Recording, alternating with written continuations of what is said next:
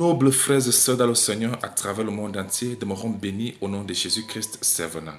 Toujours avec deux mots posés sur le cœur, que j'aimerais effectuer avec vous le partage de la parole de Dieu sur un sujet tellement important, une thématique tellement fondamentale qui malheureusement aujourd'hui prête à confusion, qui est devenu un sujet à polémique. Pourtant les choses sont suffisamment très claires sur la base de la parole de Dieu. Il s'agit de quoi? Il s'agit de comprendre enfin une bonne fois pour toutes cette affaire de Dieu, le Père, le Fils et le Saint-Esprit. En quelques minutes, permettez-moi de vous clarifier cette affaire une bonne fois pour toutes pour que personne ne soit plus confus ou encore confondu. Le Seigneur a dit d'ailleurs dans 2 Pierre 3, le verset 9, qu'il use de patience envers vous, ne voulant pas qu'aucun périsse, mais voulant que tous arrivent à la repentance. 1 Timothée 2, 3 et 4, il dit, cela est bon et agréable devant Dieu notre Sauveur, qui veut que tous les hommes soient sauvés et parviennent à la connaissance de la vérité. En quelques minutes, je vous clarifie sur cette affaire une bonne fois pour toutes, sur la base de la parole de Dieu. Et pour cela, je prends pour exemple votre président. Êtes-vous d'accord que le président de la République, quand il est assis sur sa chaise présidentielle dans son bureau, il est bel et bien le président et le père de toute la nation? Et là, il se comporte en tant qu'un père. Il parle comme un père. Il fait les choses comme un père. N'est-ce pas? Le même président. Dans son cadre de fonction en tant que père, il parle comme un président. Vous êtes d'accord? De même, ce même président-là, quand il est dans sa maison, il parle aussi comme un père. Dans sa famille générale, il se comporte comme un fils. Il parle comme un fils. Comme s'il n'était même pas un père. Mais parle comme un fils. Il agit comme un fils. Tout ce qu'il fait, c'est comme fils. Alors que c'est la même personne qui est en train d'assumer ce rôle de fils-là. Et c'est pas tout. Quand en temps de guerre, il est le chef des armées. C'est lui qui donne des ordres. Il n'est plus ce fils-là en cadre familial. Complexe, vous comprenez? Il est le chef des armées, il donne des ordres. Il parle comme un général des généraux. Le président. En même temps, il est lui-même citoyen de son propre pays. Il est le prince de ce pays-là. Vous voyez maintenant différentes fonctions assumées par une seule personne et qui assume cela correctement. Si un homme peut lui seul parler, agir, prendre la posture d'un père, comme ce n'était pas un fils, dans un cadre, et dans un autre cadre, il prend la posture d'un fils, il parle comme un fils, dans un autre cadre, il parle comme le chef des armées, dans un autre cadre, il parle comme le président. Si une seule personne peut assumer et assurer toutes ces fonctions, à plus forte raison Dieu. Cela revient à vous faire comprendre. Quand vous voyez des fonctions être assumées, cherchez à savoir, c'est combien de personnes qui assument ces fonctions. C'est une seule personne ou c'est 3 personnes différentes.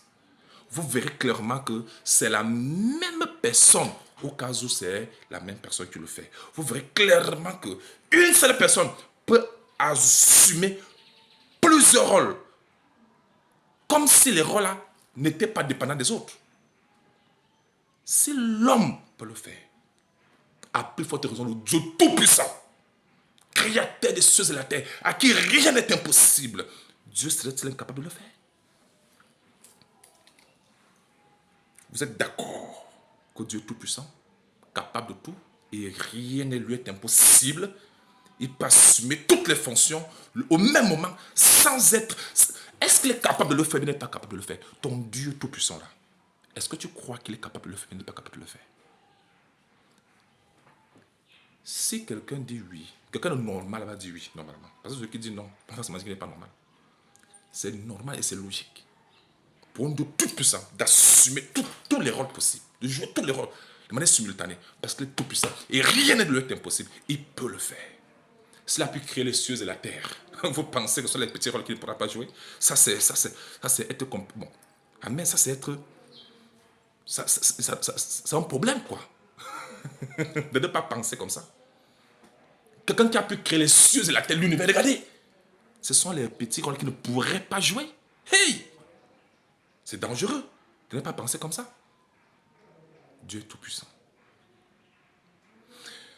Si nous, les hommes, nous pouvons jouer plusieurs rôles, pour votre raison, Dieu, justement, est au ciel à 100%, assis sur son trône. Il est sur la terre à 100%. Il est au nord à 100%. Il est au sud à 100%. Il est partout à 100%. Il est en toi 100%. Il est en moi 100%. Pourtant, c'est le même Dieu qui fait tout cela. Il est en différents endroits. Il fait différentes choses. Mais pourtant, c'est la même personne qui fait cela. Vous comprenez alors qu'en réalité, c'est exactement ce que Dieu a fait. C'est pourquoi il est le Père. Il parle comme un père, comme s'il n'était pas un fils. Dans un autre cadre, il joue le rôle de fils. Mais pourtant, c'est le même qui fait tout cela. Et quand il parle comme un fils, c'est pas comme s'il est un père. Mais pourtant, c'est lui-même qui est le père, c'est le même qui est le fils. Et c'est le même qui joue le rôle du Saint-Esprit. Ce n'est pas trois personnes, c'est une personne qui a joué tous ces rôles-là. Tous ces rôles, je veux dire. Tous ces rôles et toutes ces fonctions. Exactement comme nous pouvons aussi assumer plusieurs fonctions. Est-ce que c'est très clair? Voilà pourquoi Jésus, en donnant les recommandations à ses disciples, dans Matthieu 28, le verset 19, il a dit, allez, faites de toutes les nations les disciples, les baptisant au nom. Le au nom là est au singulier, montrant que c'est une personne. Du Père, Fils, Saint-Esprit. Ces trois fonctions-là sont assumées par une seule personne et non trois personnes. Père, Fils, Saint-Esprit ne sont pas pas trois personnes.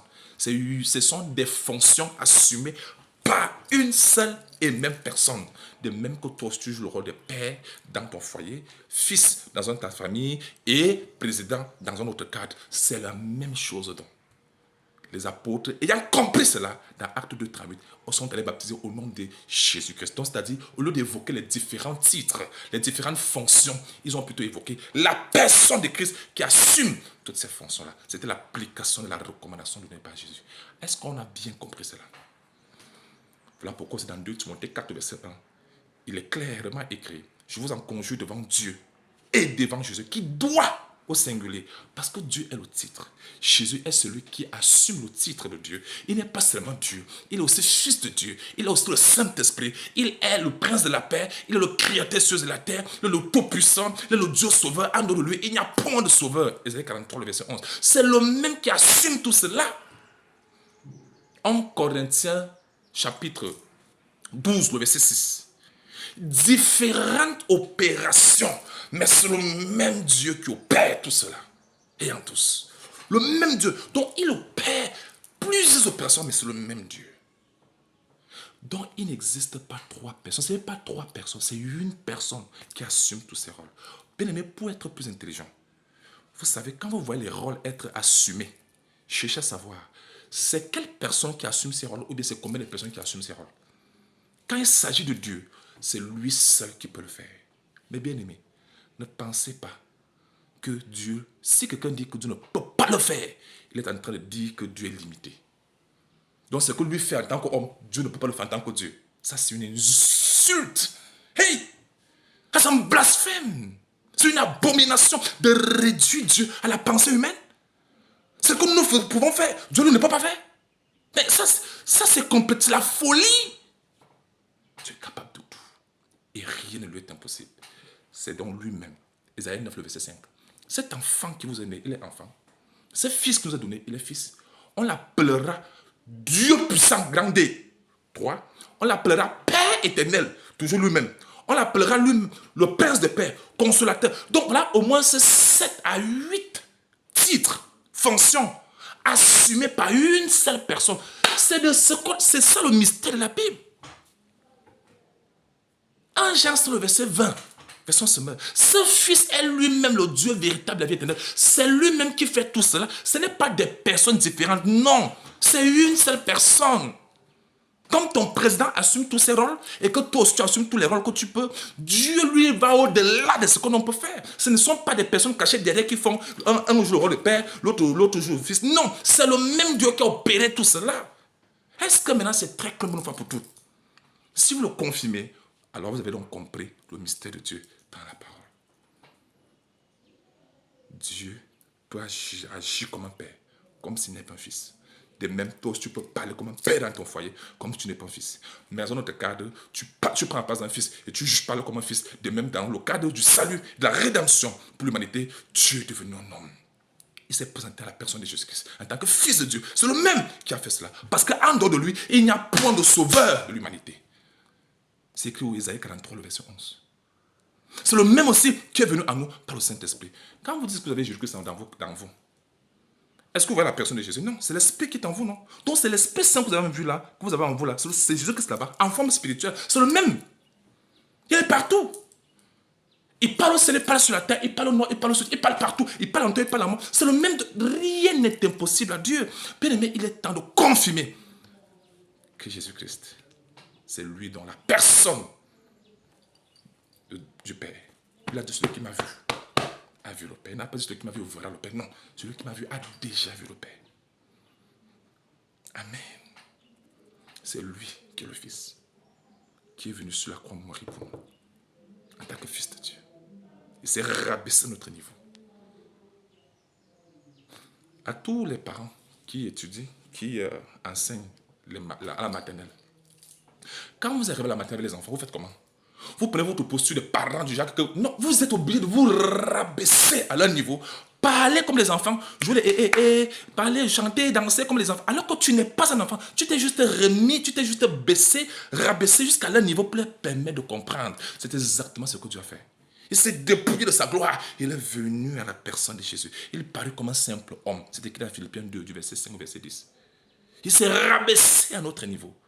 Et les enfants, quand les enfants vont te voir, ils vont croire que toi aussi tu es un enfant comme eux. Mais pourtant tu es, lui c'est vrai que tu es un enfant là. Mais en réalité tu es le père. C'est la même chose. Tu es le général, tu es le président de la République. C'est la même chose donc avec Dieu.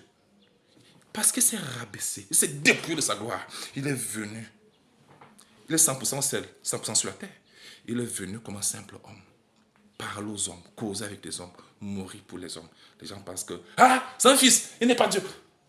Toi-même qui parles, n'es-tu pas fils de ta famille? N'es-tu pas père dans ton foyer, dans ta maison? Tu vois que tu assumes des rôles différents, mais pourtant c'est la même personne. Et Dieu ne pourra pas le faire. Mais sont logiques. Amen. Dieu est tout-puissant. Quand Dieu joue ses différents rôles, indépendamment, on doit se dire Amen. Proverbe 3, le verset 6. Reconnais-le dans toutes tes voies. Reconnais-le dans toutes tes voies. Il aplanera tes sentiers. Tous ceux qui connaissent vraiment le Seigneur, qui sont enfants de Dieu, prédestinés pour la gloire de Dieu, ils vont reconnaître qui est Jésus. Même si Jésus-Christ a fait, il s'est planté sur n'importe quelle forme, ils reconnaîtront leur Père. De même, si ton Père se présente sur quelle forme, tu sauras que voici papa, quand tu es vraiment l'enfant de papa. Si tu ne le reconnais pas, c'est une preuve même que tu n'es même pas son enfant. Vous comprenez? C'est ça. Est-ce que c'est bien clair? Voilà pourquoi le Seigneur a dit, Jésus a dit dans Jean 8, le verset 24, c'est pourquoi je vous ai dit, vous mourrez dans vos péchés. Si vous ne croyez pas ce que je suis, vous mourrez dans vos péchés. Amen. Qui est-il? Il est Dieu, Père. Il est le même Dieu, devenu Fils de Dieu.